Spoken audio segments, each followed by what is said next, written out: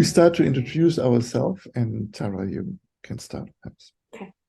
My name is Frauke Tara. I come from Berlin. I'm a cancer coach and a cancer coach trainer for the English training series, and I have my own private practice for mainly for couples, and I'm a couples and sex therapist in Berlin, Germany. So all of us need you, Tara. I think. Okay, me, I'm Thomas Bach, and I'm the founder of the TBI Care, and some of you know me very well. And yeah, I work with cancer patients since 1999. I remember always this song of Prince, 1999. I love this song. And I've never done before this time experiences with cancer patients. And so my patients and me, we developed us together. And all what I teach is yeah, coming out of the praxis. It's not theory, it's really practical life. And so I'm really proud to have such help here in the TBI Care, like Frauke and Elke. And today we want to speak a little bit about the problems in a partnership when cancer arrives in the system. And Frauke is the expert in this yeah, issue. And so I will ask a few questions, and we will be in a easy conversation, Conversation. yeah, and Mm. share our ideas with you. And if you have any question, feel free to open your mic and ask what you want. Yeah. So if you want, you can use this reaction down in the line. You have a point. Nice to see you. Hi. And in the downline, you see some reactions like a clapping hand or a thumb up. Yeah.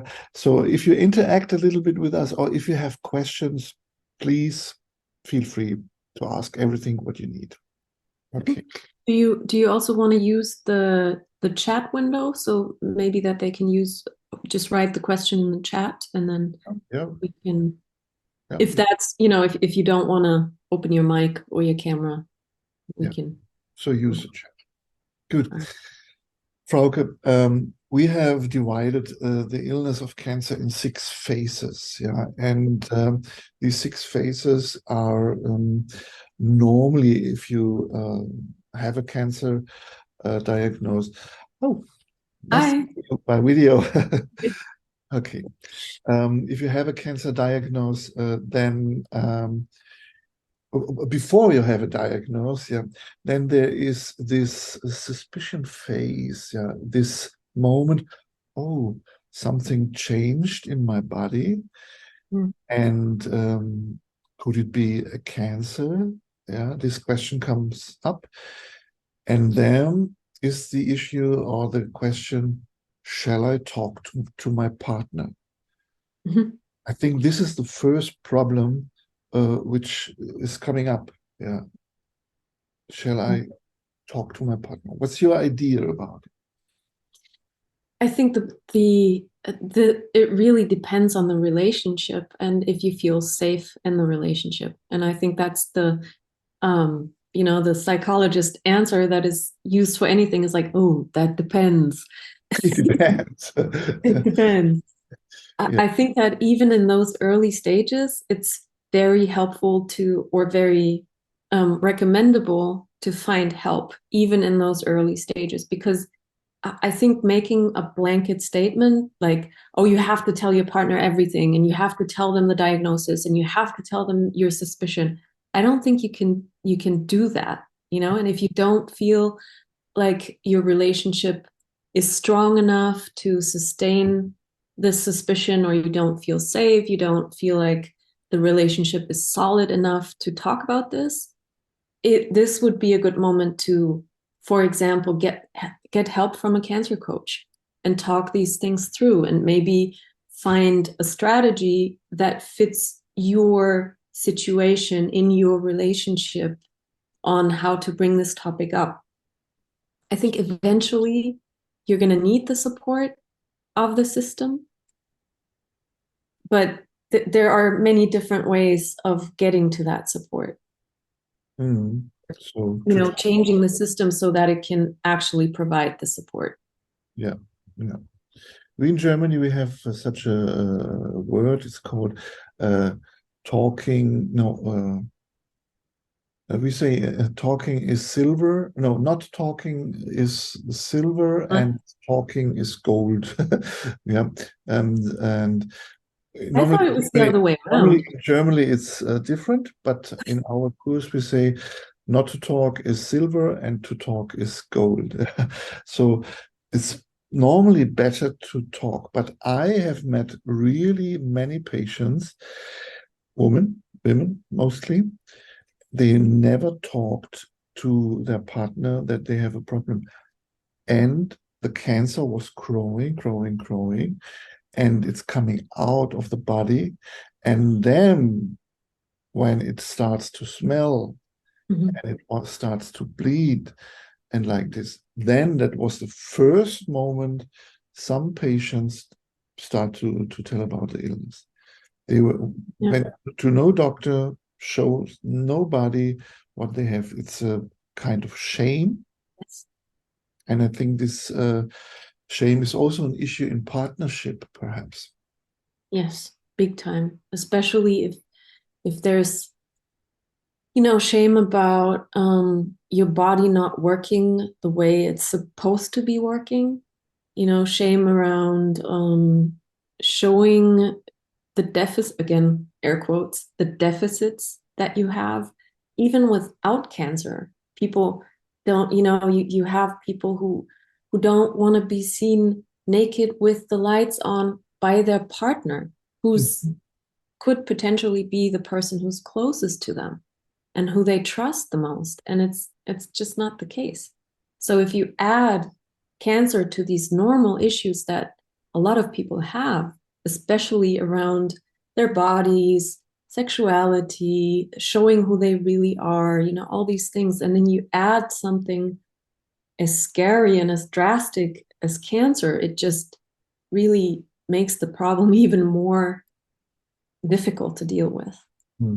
So talking, yes, I think talking is always, even if it's just such a relief to talk to somebody who's not your partner, you might feel like, okay, talking feels better than not talking. And then that could be the step that then gives them the courage to talk to their partners.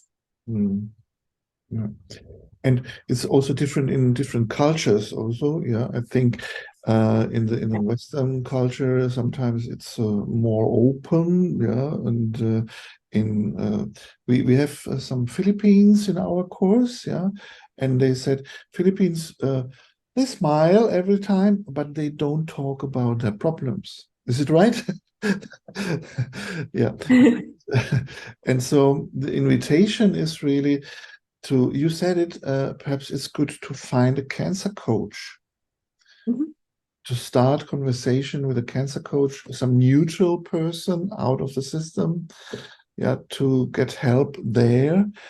And so it's really important for you, if you want to be a cancer coach, yeah, that if you make marketing for your business, for your counseling business, then please start this business with the issue, come to me if you have the suspicion that there is cancer in your body. Really early come to me and join the counseling. Yeah, it's really important in this first phase. Yeah, and the other issue I think with partners is then how we deal together with anxiety, perhaps. Yeah, and because when I talk, hey, I feel something in my body and I'm anxious, it could be cancer, and I talk to my partner. What you mean, Frauke, is the best way to deal with this anxiety together? Mhm. Mm.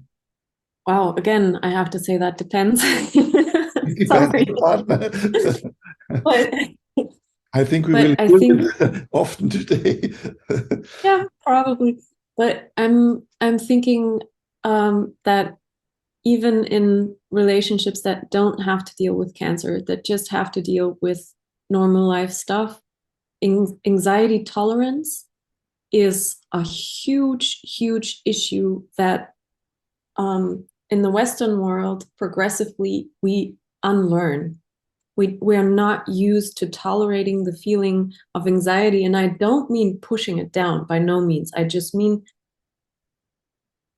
accepting that you're anxious and going, wow, I'm anxious. And it's my responsibility to calm that down. Because usually what we do, we have this anxiety, and then being humans, what we do, we calm ourselves down by kind of unloading that anxiety on somebody else. That's the normal, that's what everybody does. Or by And eating, or by drinking, or yes, yeah, yeah.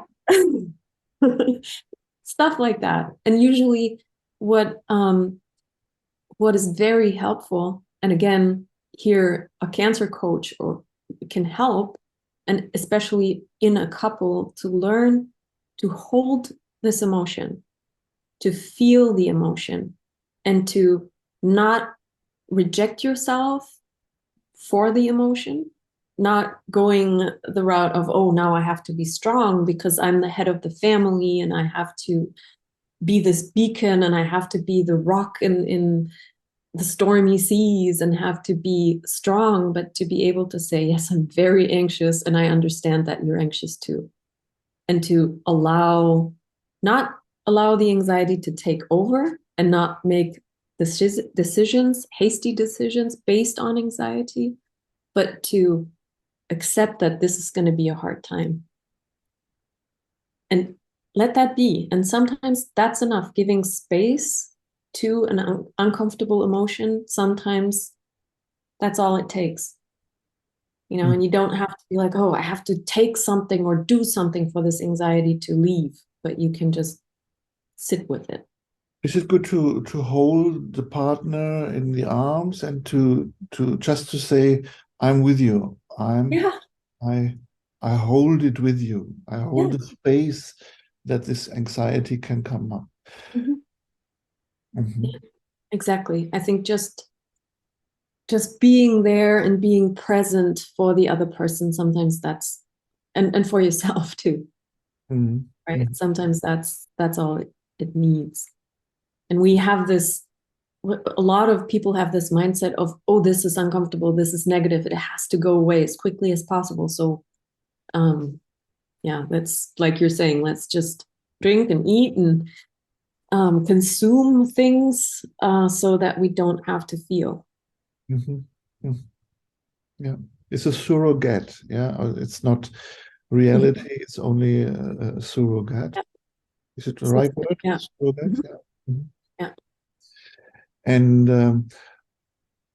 but when a couple has not learned to be in such a way together, perhaps you say, "Oh, it will not be." I don't know the English word. Also beschwichtigen. How can you say it Yeah. in It's appeasing appease? or mollifying, where you just try to dumb down the anxiety or you want to lower the pressure that you feel. And you just, And there, this there's is the going to be, normal, yeah, yeah, yeah. to suppress the Mhm. feeling down, yeah. And some mama makes it with a child, and we just learn only this solution, Mhm. and we did not, or we didn't learn in our childhood that the mama says, "Come here." Oh yeah, I feel it with you. I'm with you. I hold you.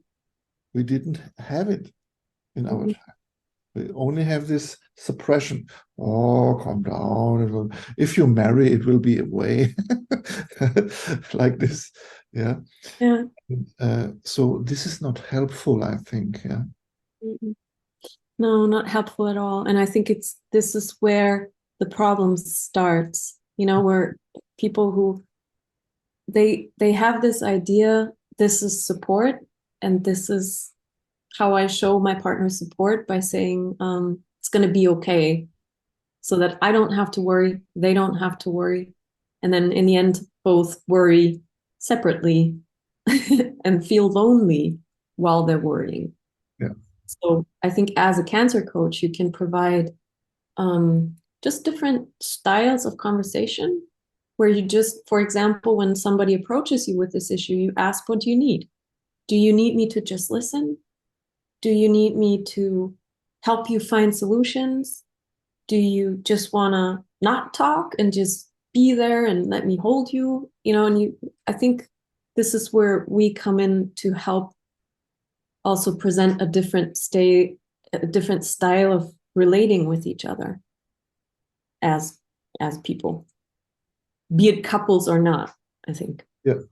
If you would be my students, I would say, write this little question of, write down this little question Tara said, or Frauke said at the moment. Yeah. What do you need? I think this is a really big question, or a big solution for the moment. How can I help you? What do you need? Yeah. Wonderful. Wow. Yeah. And also, if you don't know what you need, do you need time finding out what you or what you need? Yeah, sometimes we don't know what the best way is because we haven't learned it, that someone is really present for us now and is open for us. Yeah, and this is to learn also for the partnership. And you said, do you need solution? This is the masculine way. Yeah, we men try to find a solution very quick. How can I help you? Or what do you need? Okay, we make this, and and solution finders. Yeah.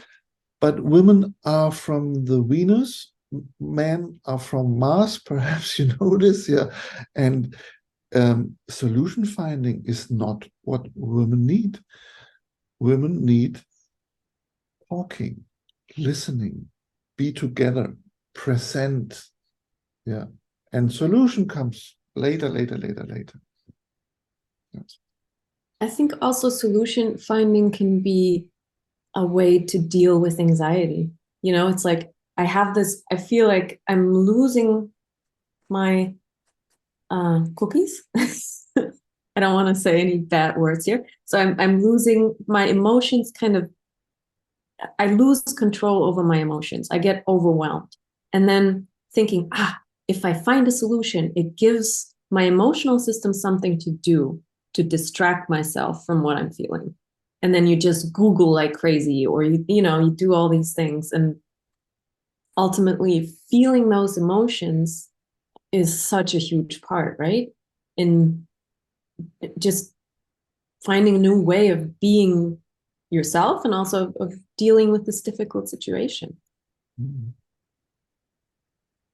Yeah, I think it is a good start in our webinar now, because this dealing with anxiety will also be in each phase of a illness. Yeah, it will come up every time. Yeah, and we teach and we learn in the course different methods. Yeah, to help to face feelings. Yeah, but also to balance it out in a really smooth way, not by suppressing it, but by synchronizing our hemispheres in the brain. Yeah, and that will be a big issue in our course, and you will learn it if you join it.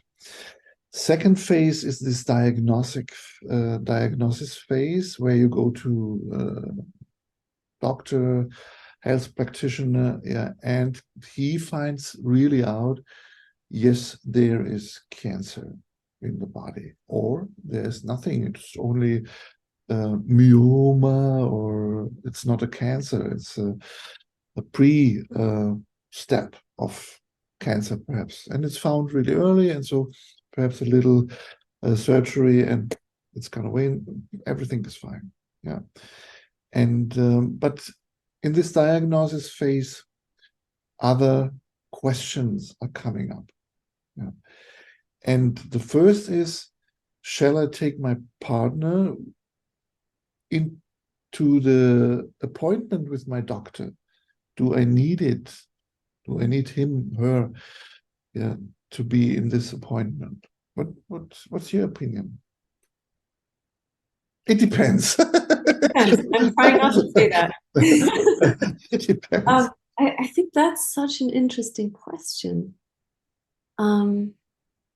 Because it also I think it comes down to something that you have in all of the phases of the disease, is the question that the cancer diagnosis, or even just the scare, just the suspicion brings up, is, who is the person I am with really? Who's really by my side? And how is the relationship? Because if you feel like the relationship is supportive and it can handle something as heavy as a cancer diagnosis, I think taking a partner to the appointment could be a very good idea, to have them included and to have somebody strong by your side. Also, it could be something that you want to face alone. I think, it's, in my personal opinion, I think if the more you can show of yourself to your partner, the better. So taking them to the appointment, if the relationship warrants that, I would say is potentially a very good idea. What do you think? What's your experience with that, Thomas? Yeah, I have seen many patients. They say, never, I would never take my husband with me to this appointment. I need my girlfriend, my friend, yeah. And she's with me together since our childhood.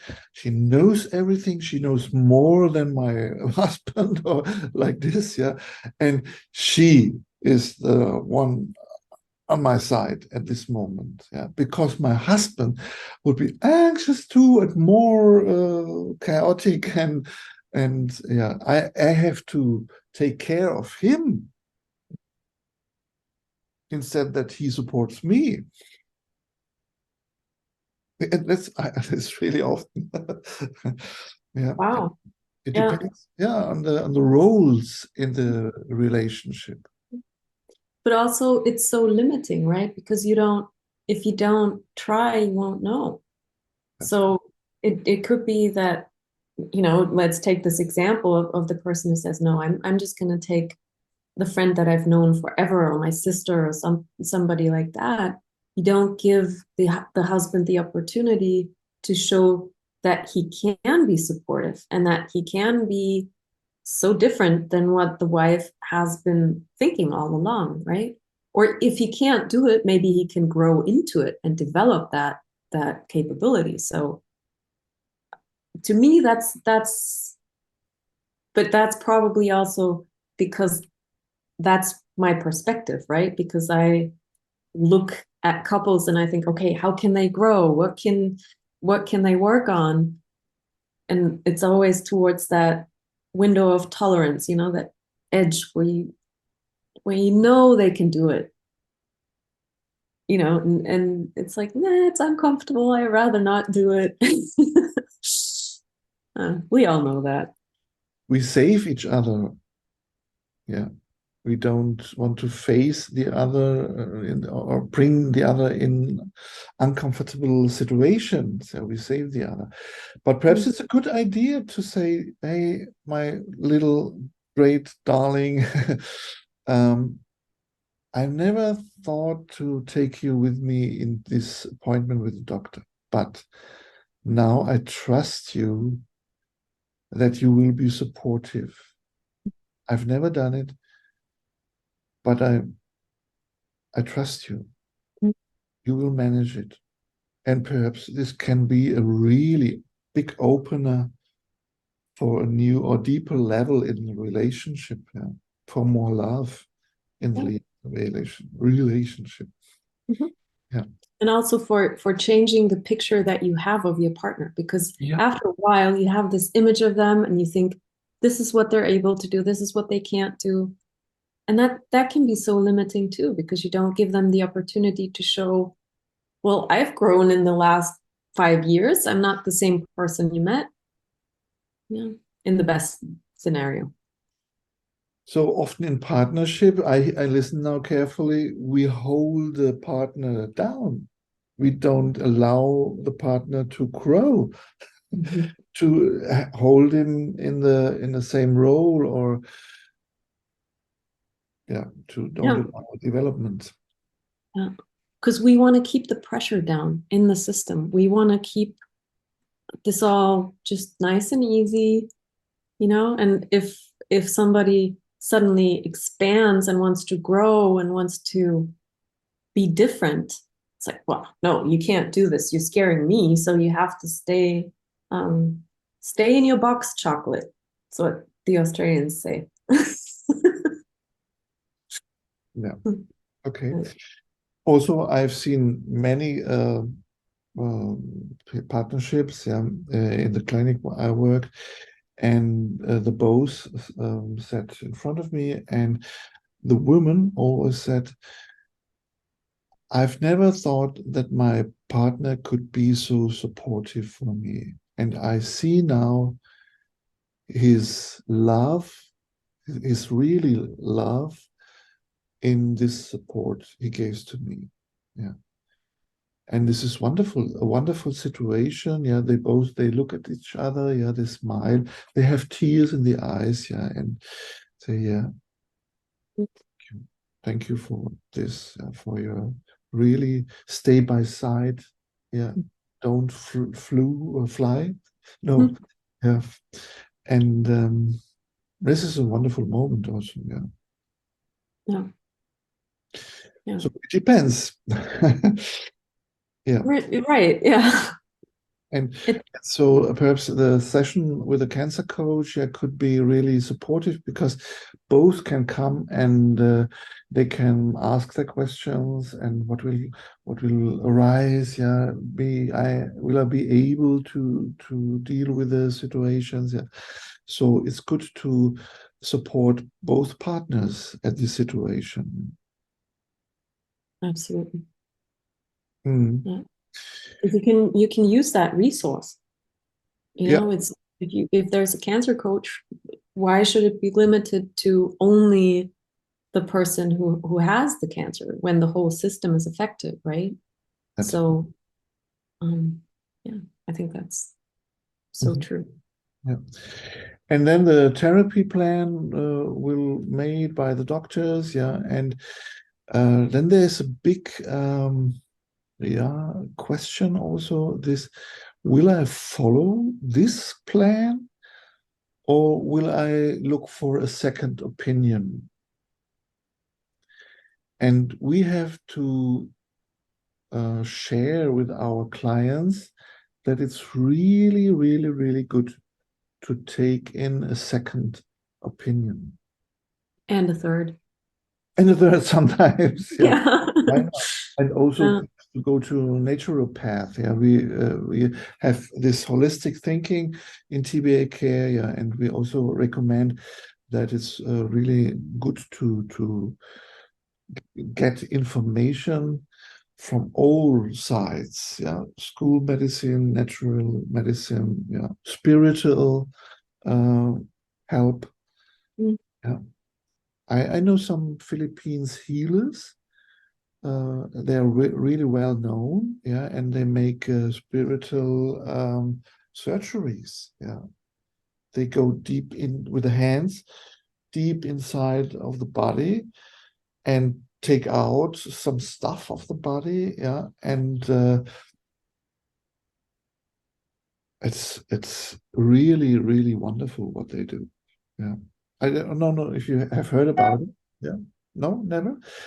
it's in Brasilia, in Philippines, or you will find such healers. Yeah. Yeah. Falcon? There was a Well, I was just a window popped up that also yeah. Sorry about that. good I point. think also if you find somebody who integrates different approaches, right? If you find, for example, a doctor who provides information on naturopathy, on psychology, on different, rehabilitation things that you can do, I think that's a good sign to have that holistic approach in Hmm. your medical practitioner, for example. And then there is a big problem. It can be that your partner says, you have to do all the school medicine stuff your doctor says. Yes, and you by yourself says, oh no, I want to take vitamin C, I want to take hyperthermia, I want to make this and this and this, curcumin and like all this natural stuff. But your partner is not your opinion. Yeah, he has always this school medicine thinking, and then a big problem comes in. Yeah. Now we are in a conflict. Conflict. Tara, you're a conflict coach Uh-huh. for And the that's a friends. conflict. No, no, no. I think that's a conflict that this is gonna sound so um maybe even arrogant, but that's a conflict that can be so helpful for the couple because again, it shows who am I and who am I dealing with. And that's ultimately, of course, they're fighting about what they think is life and death, right? One person says, I don't want to die from chemo. And the other person says, you're going to die if you don't take chemo. So, uh, and you, at that point in time, you don't know who's right. So, and I think the discussion that the couple then has is not about which path in therapy are they going to take, but how are they going to treat each other? How are they going to handle this difficult situation? Because they start, both of them is probably going to come up with studies that support their point, and both of them are going to find studies that support their point, and then they end up at a stalemate, right? Where they can't move, and they think the other person is just very selfish and very stupid because they can't Yeah. read studies apparently. Um, but I think ultimately what also, again, usually you don't get out of these conflicts by yourself without doing damage. Like you're possibly going to need help of somebody who helps you look at the other person's perspective and then helps you take a good look at how am I treating this person? How is my anxiety turning me into a person that says, you have to get operated. No, you can't get operated. How I try to regulate my anxiety by telling my partner what to do. Mm. And then, ultimately you end up looking at, okay, what's the relationship like? How are we going to go through this? And that's hard. That's difficult. That's almost bigger than deciding, are we going to have a baby or not? Are we going to live in France or in Spain? This is big, big, big topics that you can't have half a chemo. You can't say, I'm going to just give a little bit so that my partner is happy. Usually it doesn't work that way. And is it the facing of the issue? I can die. I have to die sometimes. And you, my partner, you don't want that I die. I don't want to die. Yeah. But we don't talk about dying. Right. Right. We talk And about, we talk about chemo and uh-huh, vitamin C, yeah. but down under is I have this fear yeah, that you will die. I don't know if you've ever had this conversation, but when usually people start talking about this as a joke or in jest. You know, they joke about this, and when they talk about who's going to bury whom, like who's going to die first. And they talk about, even in families, you know, you might talk about this with your siblings or friends, and it starts almost funny, and then it goes dark pretty fast. And it's a big issue. It's really, are you going to hold my hand when I die? Knowing that I took vitamin C, or knowing that I'm dying from chemotherapy, you know, are you still going to be there? Are you going to support my decisions? And how are we going to face death, basically? And that's big. Mm-hmm. I think that's a big issue, and very, very helpful for people to think about this, because in Germany, at least, we don't talk much about death. No, Not a, it's a taboo. yes. We know each breath will lead us to death, but we never talk about it. Perhaps, Frauke, you can translate this word. Wer nicht stirbt, bevor er stirbt, der verdirbt, wenn er stirbt. Oh my goodness, what is this? You have to say this again. Wer nicht stirbt, Slowly. bevor er stirbt, der verdirbt, wenn er stirbt. Oh, So this if you don't die before you die, you will verderben, I don't know, you will you will break apart. I think break apart would break apart when you die. Mm. So this confronting with death is the most important task to live better. Yeah. Sounds crazy, yeah, but if you always avoid this issue of dying and death and graveyard and like this, then you will never start really to live. Yeah. It's a word by the Sufi masters in Islam. Yeah, and they say you have to face the death before you die.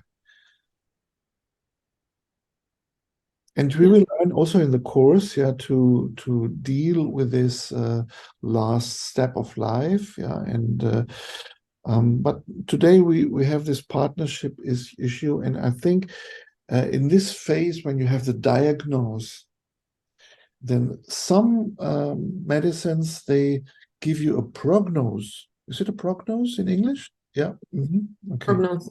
Yeah.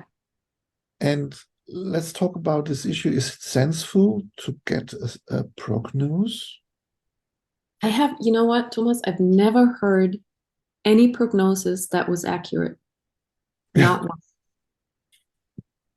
So I wonder if what they're good for, except for scaring people. Wow, that's a good statement. Yeah. In Germany, you have the right to get a prognose. Yeah. Oh, wow. Yeah. Okay. There's a law, and there is the patient's law, and you have the right to get a prognose. But what for? Yeah. If you look in a glass bowl, ooh, and look, oh, you will die in half year. Yeah, I see it in my bowl here. Yeah, this is spooky. This is magic. This is black magic. Yeah. And it's really awful because it has a big effect on the soul of the patient. We call it self-fulfilling prophecy. Perhaps you know this word, self-fulfilling prophecy means if someone in a white dress, who's doctor, he has studied long years, and he says, oh, you will die in a half year, then it has a big impress on your soul. There can also be the flip side of this, where people, when they do get a prognosis and they go like, I'm going to die, so now I'm just going to live to the fullest, and then they come back and the cancer is gone. You know, there's also those anecdotal stories and things, but takes a lot of heart and a lot of courage to say, when you have a prognosis like that, to say, okay, great, I have half a year to just do whatever I want to do, and then your body goes like, oh great, we don't need the cancer anymore. She's learned. She's learned her lesson. But yeah, I think that would be, if you knew this is going to happen to the person, then I think it would make sense to make that prognosis. But nobody knows this. And also saying like, oh, you have 3 months to live. If you had the ability to actually say this and to have so much knowledge about the progression of the disease to say this, I think you would be able to cure it. Because it has this assumption that you know how it's going to go. And I think especially with cancer, you don't, right? You just don't have that kind of evidence and knowledge over it. And then the partner is coming in. Yeah, and he has to deal also with his prognosis. And yeah. kids. And also it depends. Yeah. Yeah. For me, mostly in the first or second session with a client, I always ask, did you get a prognosis? Yeah? And how do you deal with this prognosis?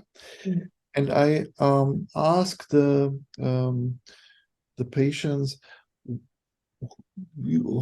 from where does your doctor know how long you will live?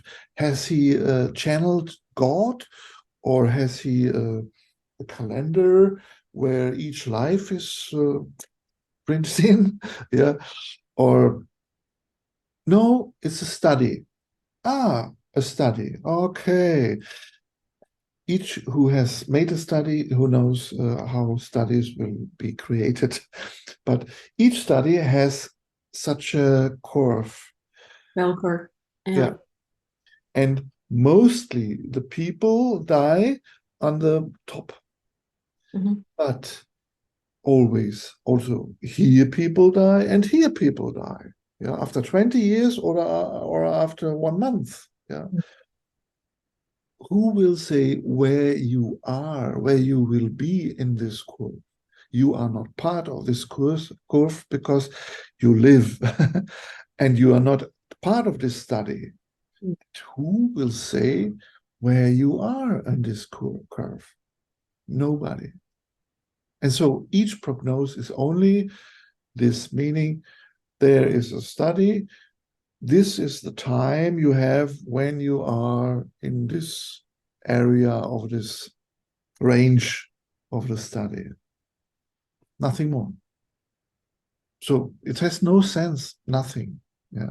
And this is really statistics. Statistics, and that's all. So, yeah. And then we can throw the prognosis in the rubbish, in the Mülleimer. Yeah. And then we ask, how long do you want to live? And how do you want to live? And how can you make a sense in your life for others, for yourself? Mm. And this is also to talk to the partner. And it's good to talk together about this issue, because when the partner has it in the background, yeah, then it will get more and more reality.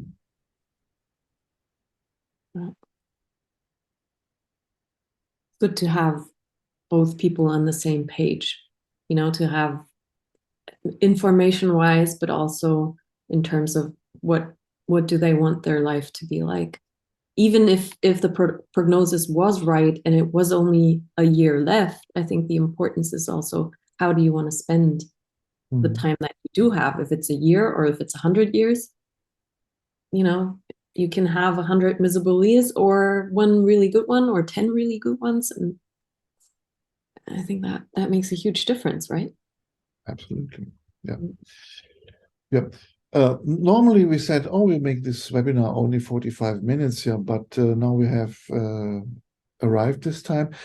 Do you have the power to listen a little bit more longer, or is it okay that we make it a little bit longer? Frauke, is it okay also for you? Oh, Okay, sure. good, sure. Nice to have you here. So, Nice to hear. yeah, we talked about the last phase, the ending phase, or the facing of death. Thank you. And so the next phase is this the wie sagt man, die Behandlungsphase, the Treatment phase. treatment phase. Now I get it. Yeah, the treatment phase is really awful for a lot of couples, yeah, because the partner is suffering by all the treatments, yeah, Mm. and the other partner is helpless. Yeah. Frau, do you have some tips? Wow, I think this is such a huge topic because it can go on for so long sometimes, right? And then you have one partner who's not feeling well, and just a very basic example, you have the other partner who then, this is going to sound so silly, but who has to do all the housework because the sick person can't. And then if you look at the partner who's not sick, who has this conflict of wanting to be a good person, wanting to be helpful, wanting to not complain about doing all the housework, not complain about not having sex, be supportive. And on the other side of that, you have anger building up, or not anger naturally, but resentment or frustration. And then sometimes what happens, they bottle that, and because you're not allowed to be angry at a cancer person, no, you can't do that. You have to be Mother Teresa, basically, or Father Teresa. So, well, it doesn't work that way, but you have to be saint-like. And then sometimes what happens is they bottle all this, and then let's say the good scenario is the person who had cancer is in remission, and they feel better, and then this is when the resentment comes out. And this should be a time of celebration, and they just go like, nope, I'm gonna go off and have an affair, and screw you, I'm done because I'm so angry. That's so tough, I think. And being able to have an open and honest conversation about what's happening during treatment, and also being honest enough to talk. Again, we're at that point where you can say, okay, maybe I don't want to overtax my partner who's sick, but also I don't want to treat them as if they're not capable of also, you know, dealing with the interpersonal stuff. And I think if people have help in that phase, that is so beneficial, because having a moderator for these conversations is a lifesaver, because you talk to the moderator, you don't talk directly to the person. You have this, it's a little more mellow, right? And you have people who can rephrase what you said and ask you, did you mean this or do you mean that? And it's a different, can be a lifesaver for some relationships. Mhm. So also the tip, look for help. Yes. Yeah. Because alone and your patterns in the relationship don't allow to be authentic. Mm-hmm. And it's really, really necessary to let also the negative feelings out. Yeah? And perhaps in this safe frame of there is a cancer coach and we both partners. And in this safe frame, you have the opportunity, the possibility to let it out, what is suppressed all the time. Yeah. Wonderful. And also to get tools, even if when these frustrated feelings come up, to have a tool, how can I handle this without bottling it up and then eventually directing it towards my partner Or into my myself. own body, Yeah. yeah, and get sick by myself. Yeah. I have seen so many, mostly women, who said, I have to take care about the father of my husband. He has a cancer, and I was the caretaker, yeah. And 3 years I wished him the ash and the ash and the burnout led to own cancer diagnosis. So people are suffering by helping others, yeah, and get ill. And so this allowance to ask for help, yeah, and to take help from the outside of the system, it's really, really necessary. Also, this is a kind of intercultural or cultural stuff, because in some cultures, only the family takes care of someone who's ill. Mm. And if you take help from the outside, what kind of family is this? They don't manage the illness in the family alone. Yeah. And there we see many, many, many cancer patients who took care for another patient, yeah, before they get cancer by themselves. Right. And sometimes, having a cancer coach that you can talk about these negative feelings that you can't talk within the family, that you can't say because it would just completely explode the system. That can be helpful to just have somewhere where you can say, this doesn't feel right. This doesn't feel good. And you don't have to face any terrible consequences from saying that. Yeah. For me, it's just the time to ask you both. Do you have questions to us at the moment? Is there something what's coming up by your own, or can we discuss something? Yeah, just open your mic if you have some question. I don't have any questions, but I find this very nourishing. So thank you both so much for this. I'm taking a lot of notes that I'm a cancer survivor. Just recently, there's a rise in cancer here in the Philippines. So, knowing a lot of people who have cancer, and if there's a way to, I guess I just want to be able to take your course in the future. I'd love to learn more. That's why I've been attending one session. So thank you so much. You're welcome. Absolutely. Thank you for this feedback at the moment. Okay. So, I live in London. I live in UK, and I don't know if patients seek out cancer coaches because of what is available to them. I work for Linda Jackson Macmillan Center as an oncology counselor. So they have that, they have the treatment, and they have counseling with us for like 6 sessions. But I know they need a coach because the treatment is still going on and the issues are going on at home for a long time. So but if they have the 6 sessions and they go away, there's still other things, prognosis or not. They need somebody to facilitate how they communicate. Yeah. Because after the treatment, it doesn't end.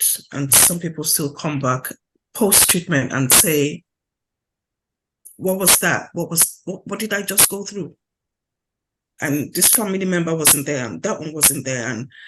And they survived the cancer, it's gone, but they're still anxious about what the GP said that didn't quickly detect the cancer. So they're still anxious and still angry. And I know they need a facilitator. So this is really interesting. It's me getting I want to do the training, but in September because I'm clearing up. But it's me getting out there to let people know that it's a journey and you might need somebody to help you understand the journey. Yeah, that's what I want to say. Thank you. Thank you. Yeah, That's an interesting point, right? Because it also brings up the remission phase, where this ongoing anxiety is part of the system. And a lot of people don't know how to handle that. Like, it's because it's hard. It's not, you can't expect people to just be like, oh yeah, easiest thing, always been absolutely proficient in dealing with cancer. Like, how? Why? You know, it's a challenge. So I think this is, like you say, 6 sessions in a journey that's sometimes years and years. It's not a lot at all. yeah. Are you familiar with cancer coaching in the UK? Like, what's available there? No? I think for me, I've been searching and your course is the only one. I did want to start like a few months ago, but I have so much going on. So I thought I'll postpone it, but I haven't found any. I haven't. So I'm on your database. I'm going to keep on coming back for whatever, but I haven't found. Yeah. Great that you found us.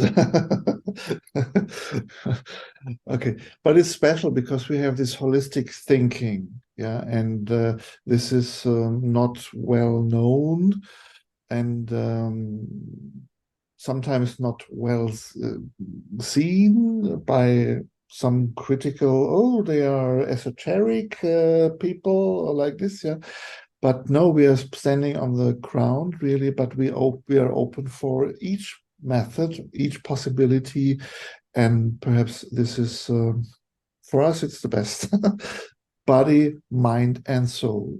Yeah, this together is the goal for healing. Let's just talk about a little bit about this remission or going to now normality back. Yeah. And also in the partnership, there are different things. One perhaps says, let's do it like before. And one says, never we will go back to that life we had because this life brought us to cancer. So again, we have a conflict or two other opinions. Yeah. Right. I think it's interesting. Let's go back to before. When you think about, well, there is no before, because it's such wishful thinking, right? To be like, yeah, let's go back to before. You have a time machine or something? That would be nice. That would make people very rich. But This is the hope, yeah, to have the same sexuality, to have the same TV shows, to have the same chips, and to have the same cinema events, yeah. The old stuff, yeah. We're clinging to it. Oh, it was so nice then, yeah. And everything is gone with this shit cancer. yeah. And maybe a good approach to this would be to mourn what you've lost, you know, so that you can then also say, well, maybe we've gained something. Maybe we've gained an openness, a different way of talking to each other, a different way of appreciating life because we had a close encounter with death. You know, and maybe that's, like you're saying, maybe that's better than what we had before, because before we were just kind of pluckering along and not living life to the fullest, and now we can. It's a hard sell for people who want to stay in their comfort zone. I think it's a tough sell to say, no, let's do this with awareness and mindfulness and health, and you know, and they'd be like, no, I want my junk food and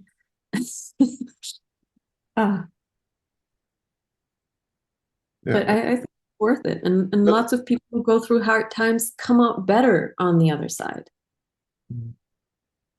I love this word, comfort zone, you said. Yeah.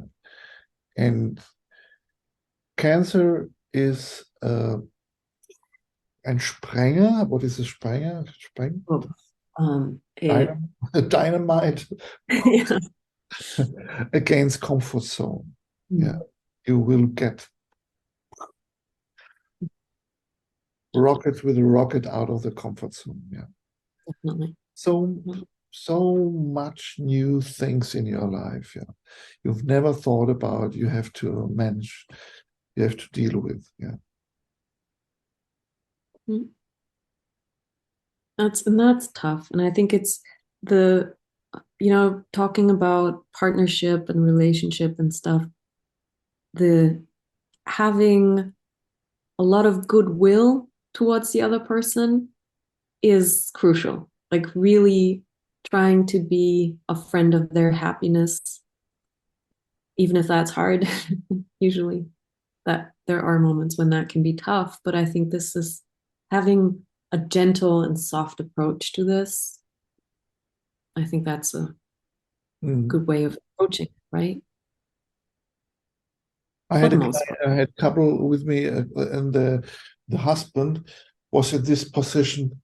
I hope my wife will function after this illness because I don't like to eat the food of someone else. Only my wife can cook in the way I love. And I hope that everything will come back.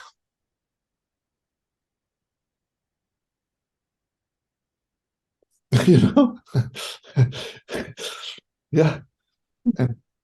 And the wife is sitting on the side and she looks at me and says,